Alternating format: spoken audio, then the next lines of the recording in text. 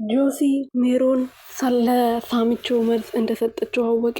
እንዴት እንደዚህ ታደርጊያለሽ? አንቺ ምን አይነት ቆሻሻ ሴት ነሽ? ከዚህ በፊትም በተደጋጋሚ አይቼሽ ነበረ ሰላምንም ለመጉዳት ስታስቢ። ያን ቀን ሰላም ራሷ ስታይ ወደቀች ቀን የአንቺ እጅና የጋሽ ግርማ እጅ እንዳለበትም ጠርጥሬ ነበር። ግን ነገሩ ሰላም ደህና ከሆነች በኋላ ነገሩን ችላ ብዬ ነበር ያለፍኩት። ይህንን የወንድሜን ጉዳይ ግን ችላ ብዬ አላልፈውም። ህይወትሽን ነው ማሳጣሽ በማለት ሜሮንን አንቆ ለመግደል ሙከራ አረገ። ሰላም በጣም ደነገጠች። እንዴት እንደዚህ ልታረጊ ቻልሽ? የገዛ ባልሽን እብዱ ባልሽን እንዴት ለመግደል ሙከራ አረግሽ? እኔን እኮ በሱ ምክንያት በልተሽኝ ነበር። እንዴት ነው እንደዚህ ልታረጊ? እንዴት ነው እንደዚህ ጨካኝና አውሬ ልትሆኚ የቻልሽ? በማለት ሰላምም ሜሮንን ለመግደል ሙከራ አድርጋለች ማለት ነው። ሰላም ቤተሰብ እንዴት ናችሁልኝ? እኔ ያለው እግዚአብሔር ይመስገን። በያላችሁበት ሰላማችሁ ብዝት ትርፍርፍ ይበልልኝ። ለዚህ ቤት አዲስ የሆናችሁ ሰብስክራይብ፣ ሼር፣ ላይክ እያረጋችሁ ቤተሰብ እንድትሆኑና የመደወል ምልክቱን እየነካችሁ 1000 እንድታስገቡኝ በትህትና ጠይቃችኋለሁ ማለት ነው። የኔ ወርቅ የሆናችሁ ቤተሰቦች አሴት ክፍል 15 ላይ እንግዲህ አሴት ሰላምዬ በጣም ተናዳ ተጨንቃ ነበረና ሳሚ ምንድነው የሆነው? ምንድነው ጥሞሹ ግራ ገብቶኛል በማለት ነገሮችን ለማጣራት ለማወቅ ሞክራ ነበርና ጋሽ ግርማም ተናዶ አንቺ ምን አይነት ልክስክስና ቆሻሻ የሆን ሴት ነሽ?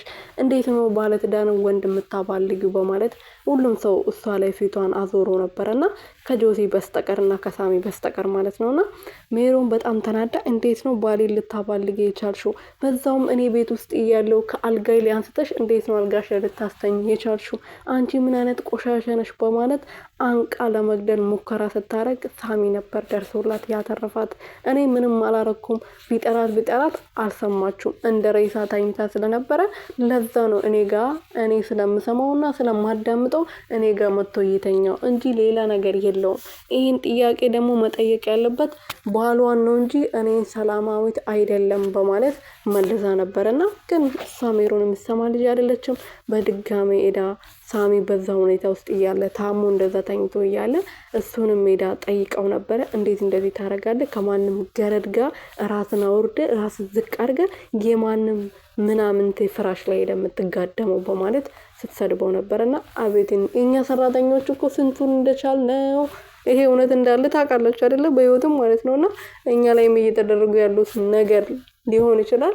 ያሳለፈውም ሰው ሊኖር ይችላልና የኛ ሰራተኞች መቼ ነው ክብር የሚሰጠን? ግን በዚህ ዓለም ላይ እኮ ለኛ ነበር ክብር መሰጠት ያለበት የምር ማለት ነው።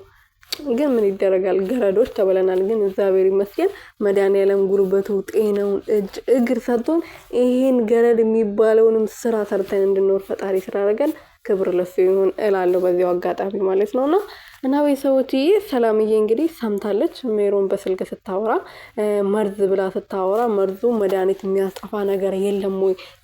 መውሰድ ያልነበረበት ሰው ነው የወሰደው። ስለዚህ ያ ሰው ደግሞ እንድድን እፈልጋለሁ በማለት ልጁ ጋር ደውላ ነበረና ልጁ ደግሞ አንዴ ሰጥቻለሁ በጣም የሚጎዳና የሚገል መድኃኒት ስጠኝ ነበር ያልሽኝ። ስለዚህ እኔም ደግሞ አንቺ ባልሽን ትእዛዝ ሰጥቼሻለሁ። ከዚህ በኋላ እዚህ ስልክ ላይ ብትደውይ የሚመጣብሽን መከራ ለመቀበል ዝግጁ ሁኚ በማለት ስልክ ላይ እንዳትደውይ ብሎ ልጁ ሲዘጋባትና መርዝ ምናምን ስትል ሰላምዬ ሰምታ ስለነበረ የምን መርዝ አባሽ ነው የምታወሪው?